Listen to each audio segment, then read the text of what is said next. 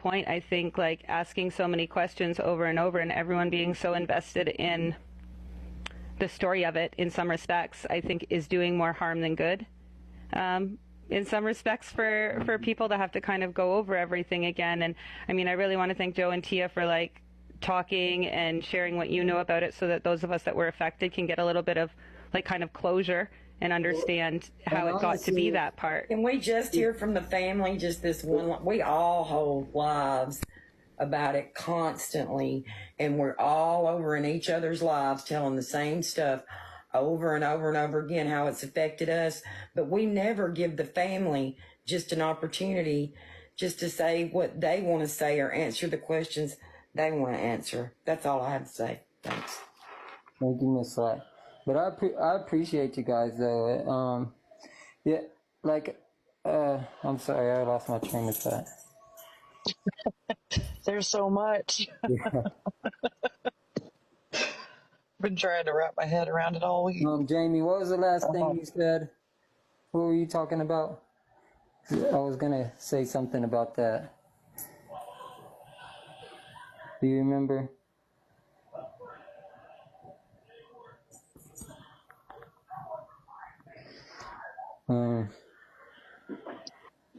Shoot. Yeah.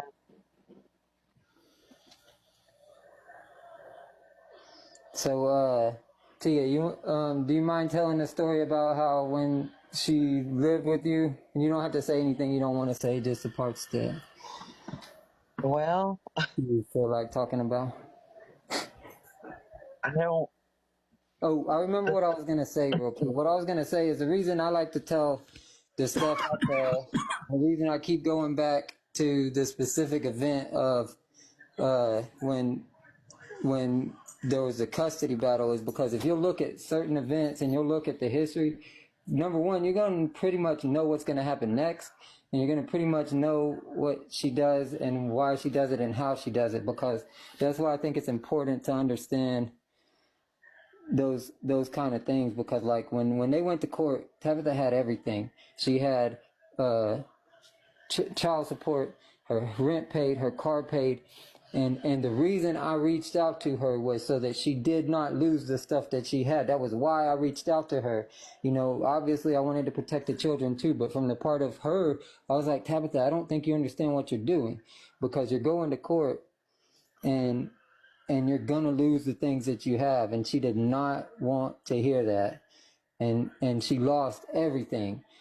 But, you know, she don't give up. So she just moves on to the next person, and she gets them to take care of her. And then she moves on to the next person. And then eventually she gets someone to adopt her. She does the same thing to that person. You know, she reels people in like Miss Bonnie Sue that are willing to listen and be there for her and give her what she asked for. And then once they stop, then they're the enemy. You know, so when, you know, a lot of the questions that y'all ask, they're answered by this, you know, it's a very common pattern that happens over and over and over again. I mean, I want to say there's at least 9 families that I know of that she's done the same thing that she did to Miss Sarah to. I mean, what she did to Tia, if Tia talk about it, it was pretty rough also. What she did to her roommate that's a brain surgeon, that was pretty rough.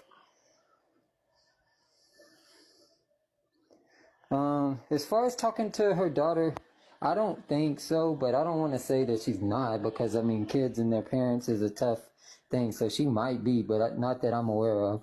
And if her daughter does talk to her, then, you know, that's her daughter's choice. I don't, but I don't think so. Can anyone recap what she did to Sarah? Sarah, do you want to talk about that? And can I ask, how was her relationship with her kid's father? Now, so Tabitha says that he did things to her, but no one saw bad behavior from him. I don't want to, the reason it's really hard to talk about stuff that I don't know for sure, especially with Tabitha, is because she'll say things that if you argue with, you really need to know what you're saying. So I really don't want to go over my story again. It's out there. I went and told my whole story. It is important. What Slot says, it is important that the family gets their story out. And it's questions to them, not to me. I'm just up here to help Joe out on the letting people in. Until Tia gets back, does anybody got any? Mental illness isn't an excuse for bad behavior, but you have to remember that she is struggling. I agree 100%, you know, but the thing is, and I know this is harsh, but how long do you get to struggle for? You know, a year, 2 years, you know, 39 years, 40 years, because I understand, you know, that she's struggling, but is she struggling? That's the question and I'm not, you know, I know it sounds harsh when you look at it like that, but when you've seen it over and over and over again, it's like, are you struggling? Because she'll cry, and then the second she gets what she wants, she's smiling and flirting. So is that a struggle or is that an act? And that's a question that only you can speculate on unless she's ever going to be honest. And it's really hard to know if that's ever going to happen. Hey, Miss Sarah. What's up, bud? How you doing, Joe? Good, buddy. How are you? I'm doing all right. You know, I was thinking about something when you said something about her losing everything and the kids and all. Do you think that's where it all stems from?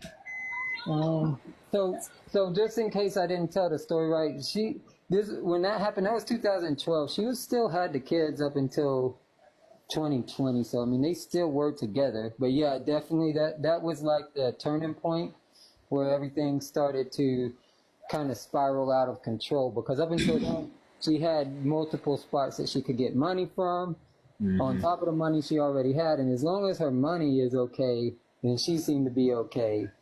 Right. It just got to where she needed more and more and more and more to be okay.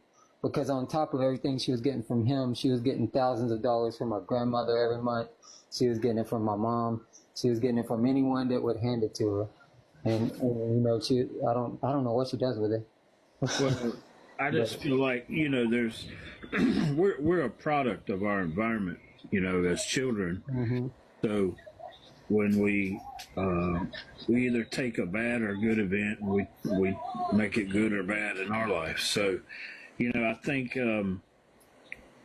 my take on it was that something triggered the behavior, and I think maybe her losing everything might have done that, you know.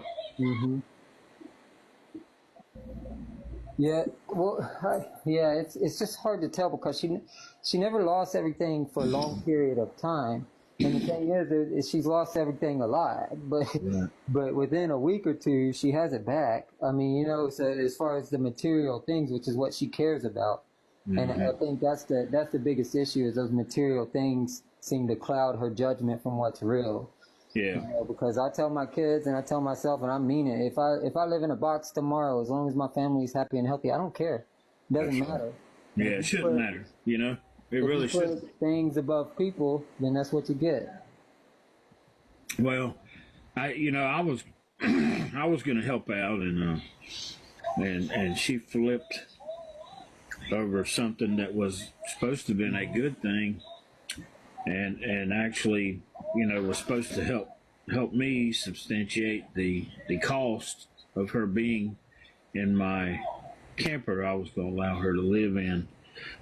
When she flipped out, I immediately declined that offer to her because, you know, I'm not going to have that kind of behavior around my son, number one.